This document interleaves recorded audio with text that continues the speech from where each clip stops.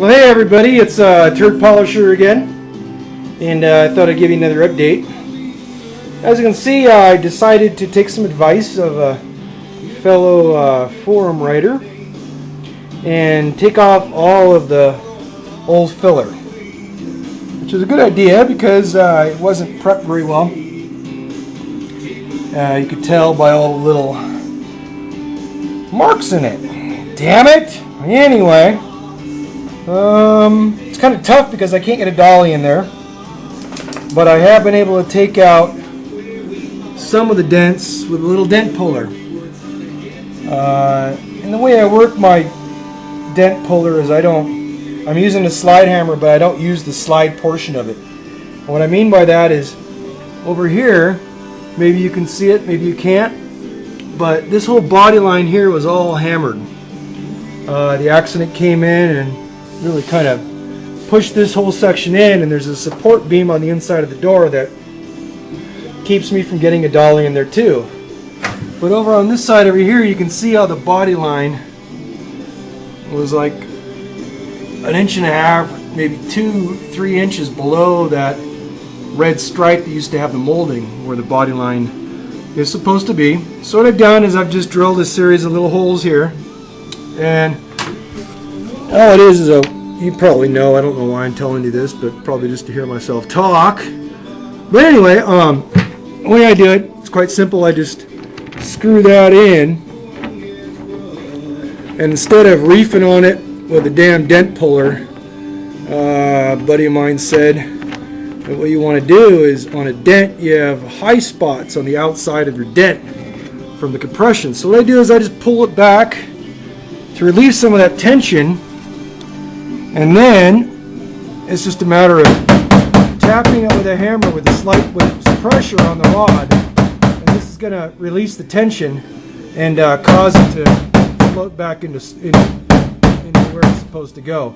Once again, kind of keep it flat, finger up against it, and just tap it, and then unscrew it, drill another hole, and then these little holes are going to be reamed out and then welded, probably MIG weld them. I'll have to get a hold of my buddy and get his welder, but anyway, you can see that whole line down there. Here's the before, and in a second I'll show you the after, but hang tight, I'll show you. And there you have the final result.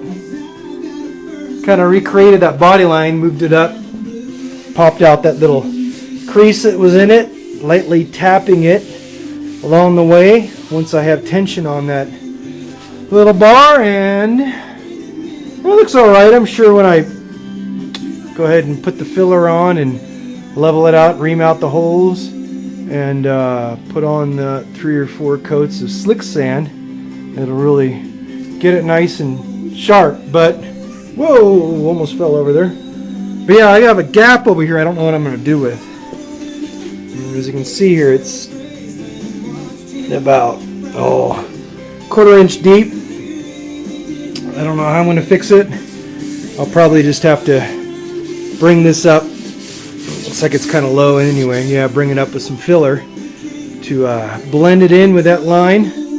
And there are a couple other lines on here I need to think about, but it's a lot better than what it was. And for never doing that before, I think that's the way to do it. And the light tension, don't slam on that hammer. Just give it tension, tap it, release the tension on the high spots, and there you have it. There's another crease up in here, but I'm not going to worry about that because that'll fill in with filler and level it out. I can't get in there with a dolly because, as you might know, there is a accident support beam in there. It's about 4 inches wide, and it just so happens that it's right back behind there. But anyway, no big deal. Okay, this is the TurdPolisher, just showing you the progress. But man, this looks like a 13-year-old kid with bad acne. I don't know. I can't get in there, so the only thing I can do is finish sanding it all down best I can, and then throw in some epoxy on it.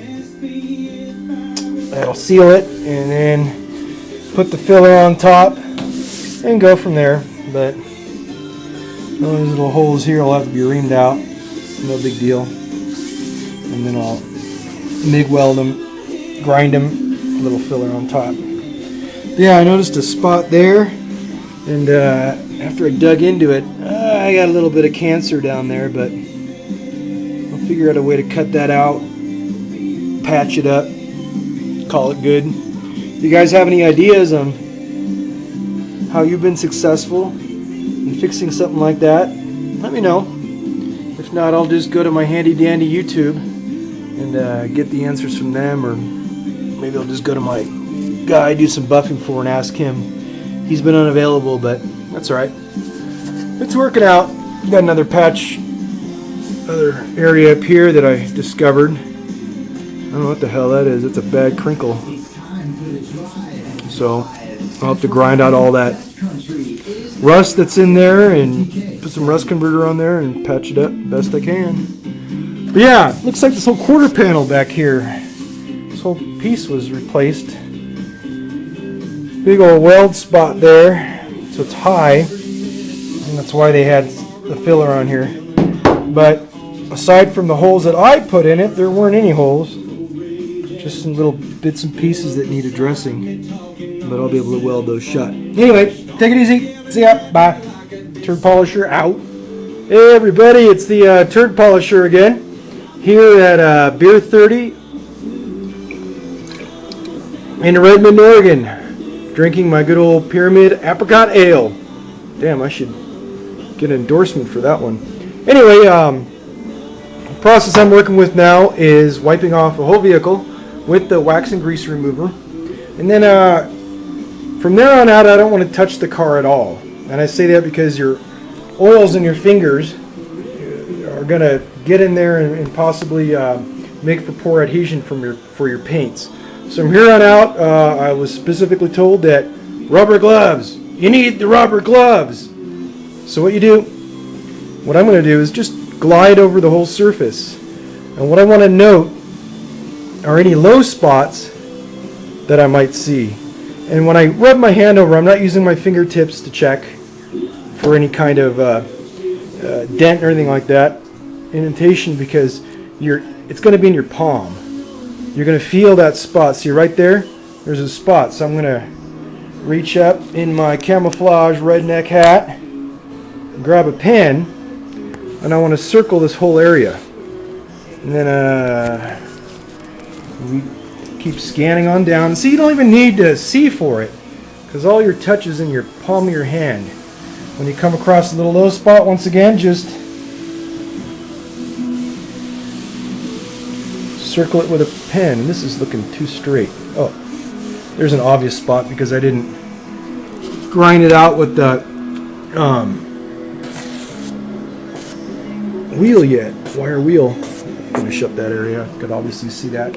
Okay, now that you've gone through and circled all your low spots, now is the time to think about making sure that this area is sealed before you do any body work. Now, normally you'd go through if you wanted to and epoxy the whole car and then do the body work on top of it. But I'm in a small garage and it's kind of cold out. It's wintertime, but I can get the temperature up in here, about 60.